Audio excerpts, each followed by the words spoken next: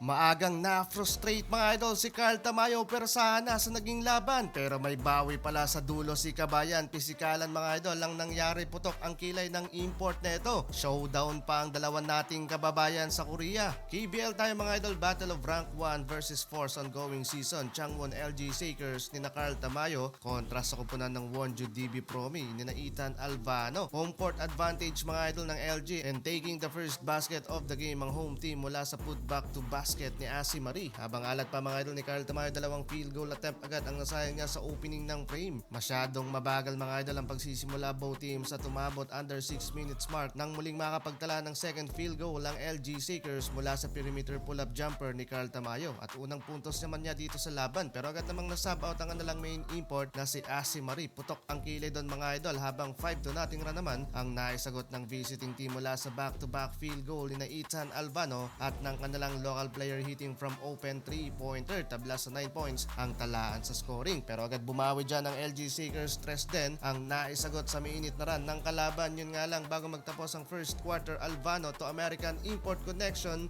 1 point lead ang Wonju 12-13 habang 2 points para kay Carl Tamayo na may 1 of 7 field goal. Anyari naman sa opening ng second quarter, dala pa rin ng Gilas Bigman yung frustration at nakapagtalapan ng turnover at na-convert ng kalaban into 3 points. Kaya abante sa 4 ang kalamangan ng Wonju DB. After timeout, baba sa isang puntos ang kalamangan ng bisita. Take over ang kanilang local player dito sa LG mula sa outside shooting. Biglang bawi dito mga idol ang home team. Triple back-to-back tres mga idol ang kanilang pinokol sa basket ng kalaban papasok sa halfway ng quarter. Kaya balik sa LG ang lead dito sa laban. After timeout, still doing some damage pa rin ang LG. Gandang ball rotation ang kanilang pinakita. 3-pointer na naman mula ulit sa assist ni Carl Tamayo. Pero under 3 minutes mark, persahan kung maglaro ang Gilas Bigman at nakakapag-commit doon ng foul. Kaya binalik muna ng kanilang head coach sa bench. Habang sa kabila naman mga idol with reverse layup, no hesitation ng former Alab Pilipinas guard na atakihin ang basket ng kalaban. And still, kontrolado pa rin mga idol ng visiting team yung momentum dito sa laban at nakakapagtala pa ng 3-pointer bago magtapos ang first half. 29-33 mga idol ang tala sa scoring. Third quarter time mga idol, still pressure and frustrated pa rin ang big man na si Carl Tamayo. Ayaw talagang pumasok at kumonekta ng kanyang mga tres. Dalawang 3-point attempt agad ang nasayang sa pagsisimula ng second half. And finally, under 6 minutes mark, Tamayo with a fake and step back pull-up jumper. 4 points para kay Kabayan. Hindi pa yan nakapag-draw pa siya mga idol ng foul mula kay Ethan Albano at dalawang free throw ang naipasok. Sa transition mismatch ang kalabang local player kay Carl Tamayo with 8 straight points lang naman mga idol ang kinamada to cut the lead down by 2 points. Pero hindi lang mga idol ang Gilas Bigman ang mainit dito dahil uminit din sa kabila etong si Albano at nag-showdown ng dalawa nating kababayan sa field goal para yung take over mga idol. 11 points ang kinamada ni Carl sa third quarter. Dikit ang laban mga idol.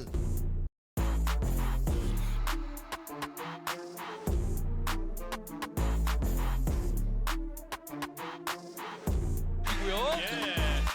경기상 코너 쪽 한상혁 좋아요. 풀업 잡고 시도합니다. 예. 엘리엘 나우스 직접 올라갑니다. 좋아요. 마레이 외곽 정인덕 타마요의 미드레인지 타마요에게 타마요 골 밑에서 정유근